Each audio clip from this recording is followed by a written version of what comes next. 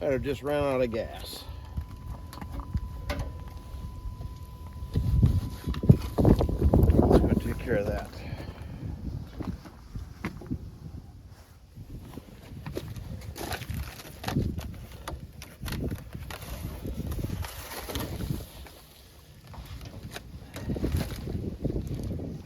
I find these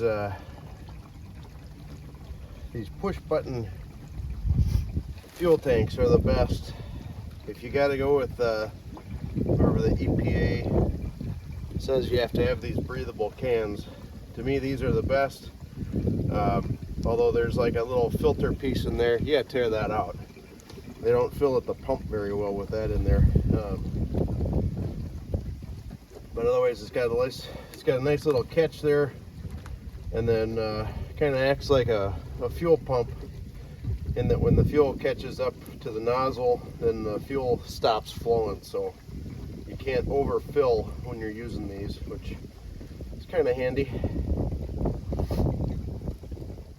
Need a little like an old snowmobile cap or something on these things, so you can kind of gauge when full and half empty is and bone dry.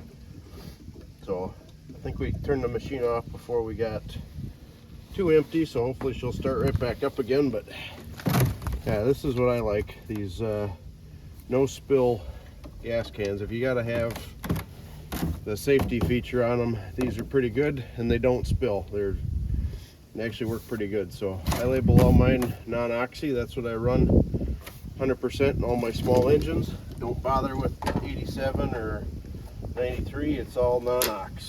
So all right, let's get this thing fired back up.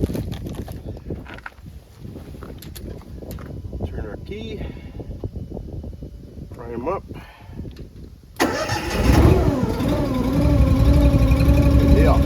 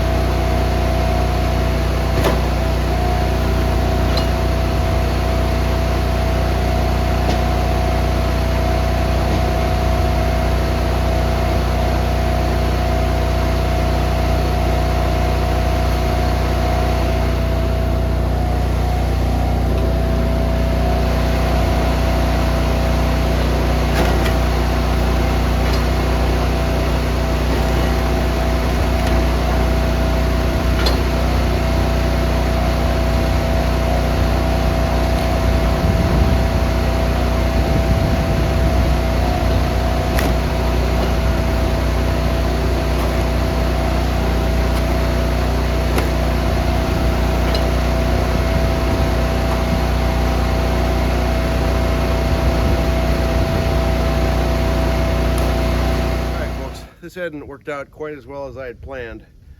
A lot of this oak that's over here was covered in snow, and now it's melted and refroze. It's basically froze down to the ground. I have to go get a sledgehammer or probably in all likelihood the skid loader with the bucket on it and try and break some of this stuff loose. I did start breaking down some of these bigger ugly things, basically for furnace wood or boiler wood. If it's not too far gone, I've been turning around and throwing it in this tote here. But a lot of this stuff you can tell is spalted and it just crumbled going through the wedge. There isn't a lot of good anything left in that. If I had a wood boiler, I'd probably chuck it in there. But I think this is just too full of probably mold, mildew, and everything else to bring it into the house and actually get any real BTUs out of it. So what I'm going to do, I think, is we'll just throw it in the dump trailer. I got to move that around anyway. A lot of this is probably just going to go in there. Unfortunately, I should have gotten to it, probably a couple of years ago, and it would have been a lot better shape. Some of these rounds look like they're halfway decent, but I'll bet they're pretty spalted on the inside as well. They're not, let's see, there's like a 24-incher over there. It won't fit underneath this. This has only got the 20-inch stroke. So I think if you had, if you're doing lots of boiler wood and big stuff, you know, this isn't a bad machine for it. A lot less moving around, especially if you can get it, you know, over to the lug lift here, makes a world of difference. And then you can be so precise with this single knife to get, you know, the correct size splits. Like this is probably pretty good boiler wood, but not real good bundle wood. Same thing with this. That's just ugly. A lot of this is just ugly. So not great bundle wood, but perfect for an outdoor wood boiler. Maybe a big campfire or something like that if you guys got something like that at your place, big fire ring. But I'm looking for a little higher quality stuff that I can burn either inside or for bundles. I knew this was kind of going to be a losing battle over here. I do have a nice pile of maple. Actually, can show you that thing here. This is all the cookies and offcuts, so we'll make a bundle out of that stuff. But here's kind of the last of it. So that's probably a decent piece of oak. That's probably decent. Those two are okay. There's a couple nice pieces there. Maybe one. This is that big one I was telling you about. That's probably 24. That won't fit on the vertical. But then there's stuff like this guy here. That's basically gone. There might be a little left in that. Yeah, that looks like it's got some decent pieces, but some of this stuff is just too far gone. And you can kind of tell that on the cut end here. It looks all fuzzy. That's a pretty good indication that you're going to wind up with a whole bunch of spalt on the inside.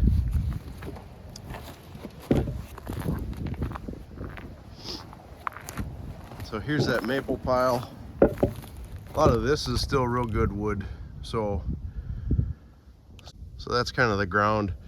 I think I'd have to import a bunch of mulch here in order to get it to get the ground to kind of stabilize a little bit. That's doable, but I think we might just plow into this with the skid loader bucket and load up some of these maple rounds and bring it over to the splitter. So that'll kind of be my game plan this afternoon, and we'll bring you guys back along for another video when we get it all set up. So, hey kitty, how's it going?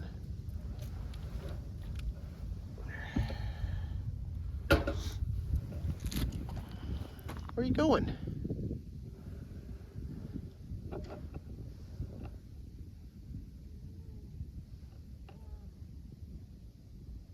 Found the one spot in the sun.